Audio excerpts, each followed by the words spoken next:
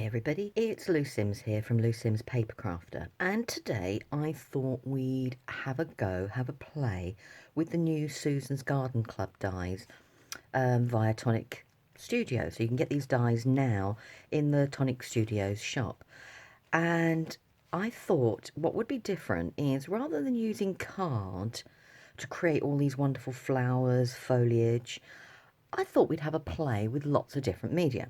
So let me move the dies and I'll show you what we're going to have a play with today. Right, I've got my things together. What I thought would be nice is I've taken a paper pad and I've taken one that's got quite bold, strong patterns. And I thought it'd be good to have a play with those to see how the foliage looks and also how some of the flowers looks. Let's just put that to one side. Now this is rice paper, and I don't know whether you can pick up all that lovely sheen. And all I've done with the rice paper is I've blasted it with shimmer powders, Nuvo shimmer powders, and some of the Nuvo mists. And I've created myself this really funky pearlescent background. But I actually quite like the opposite side as well, where it's just bright colours and no shine. So I might add a mixture of both those. Now this one here is a wipe. Now I know we shouldn't be using baby wipes anymore because of the environment, so I stockpile mine now, and I'm trying to think of different ways. So this one I had already used the darker green when I was doing some bits with my Aquaflows, and all I've done is I've added a few bits of shimmer powder, some of the new sparkle, I don't know if it picks it up, sprays, but that adds a beautiful sparkle. I'm hoping you can see it. And I thought that was my starting point to add the other colours to create some of the foliage. So I thought we'd have a go with that. And finally, this is a piece of kitchen towel. And again, I've done the same thing, shimmer powders, some of the beautiful new sparkle sprays, which you can see up here, add a lovely depth to it. But again, on the reverse, I quite like it. Now, one of the benefits of kitchen towel is 9 times out of 10, it comes in more than one layer. So I've got 2 layers on this one, which means now if I pull them apart gently, I've actually got 2 different backing papers. So one that's got a little bit of the shine through it and one that's got a lot. So I've got 2 different designs. So I thought we'd have a play with those, and I'm going to go now and cut up lots of the different dies and see what sort of flowers we can make. Something a little bit different. Okay, I've quickly just jumped back on to say, when I was placing my dies, some of these papers didn't feel strong enough. So all I've done is I've covered them with clear ink and then clear embossing powder. And I'm loving the effect on the kitchen towel. Can you see it seems semi-translucent in places, but I've got lots of the beautiful colours still showing through. And this one, as you can see my hand through it. So I think that's going to give a really lovely, cool effect.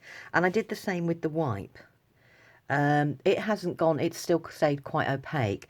The only thing, top tip, is don't put your heat gun too close, because the wipe seems to then pucker up. Not burn, but pucker up and shrivel a little bit. But that's a top tip. So I just wanted to explain a little bit what I did before I cut them all out. Right, for this card, I'm going to use the Helleborus, or the Christmas Rose. I've used the cross-stitch circle layering dies, and I've used under the mistletoe wreath. I've mixed in some of the gold-hearted sheets just to help create some of the parts I wanted, and I've also used some different backing papers that I had because I wanted to cut the dies in a mixture of different types of backing paper. Sometimes we don't always have the card that we wanted, or we want to try and mix it up a little bit. So let's just put them. Now this is my rice paper that I showed you at the beginning, and I've cut them all out to create the different dies, and they've created a really beautiful, beautiful effect. So I'm going to get everything together and we'll get making this card, and I'll explain and show you a little bit greater detail how the actual flowers have come out. Right, what I've done is I've cut myself 2 circles from the stitch layering, put a crease down one side and cut off a little bit down the bottom there, so I can actually stand the card up. And I'm going to do it so it's like an aperture. I haven't quite worked out in my head whether I might put some vellum behind or leave it as is, but we'll just get going and make the front of the card. So using the wreath die, I've cut from the papers one to match some of the leaves and holly that I've done, and then I've cut one in the golden satin, and I'm going to layer them up so they sit on top of each other, so it creates a little bit more of a wreath. And then I'm going to place my flowers and some holly around in different areas where I'd like them to actually be. Okay, these are some of my finished flowers, and these are cut from the rice paper, and as you can see they've come out beautifully. I haven't shaped them or over shaped them. I've just used a ball tool because sometimes it's just nice just to quickly make things and get them going, but the flowers have turned out 100 times better than I actually thought they were going to do. I've only put in the centre part there. I haven't put the tiny little stamen because I fancied something different, and I dug out from my stash. I found I actually had some little stamens, and I thought I might try those through, but we'll see as we go along.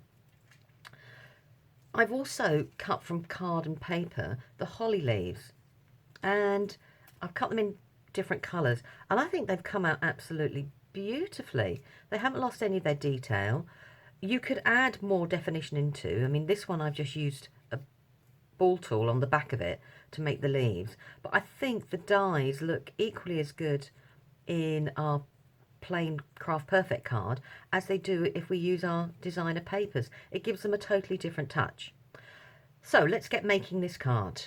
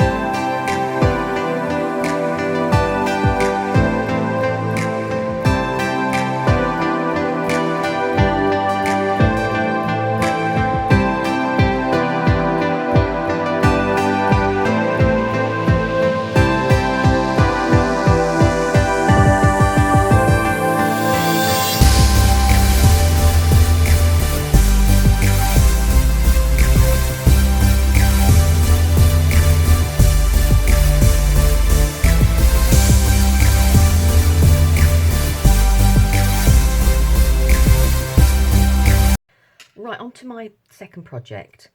I'm going to be using the pom-pom dahlia. I'm not making mine as many layers as traditionally shown on the packaging here. I didn't want mine quite as full. I wanted them a little bit looser. And to add my decoration, I've used the Rising Blossom double strip die set, which I've cut a panel from. I'll just move those. And I'm still using my rice paper, as you can see. So I've cut out a few of the layers, and I've still got some rice paper left over. It's cut beautifully, and the flowers detail has still remained. So let's get making this card.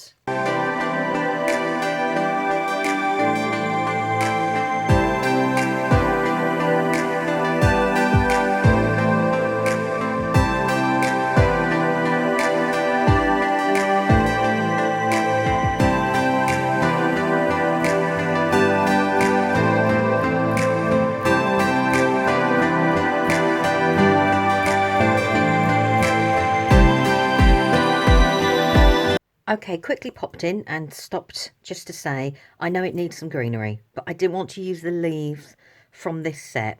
So I've decided that I would use the Beauty Berry Bush die set.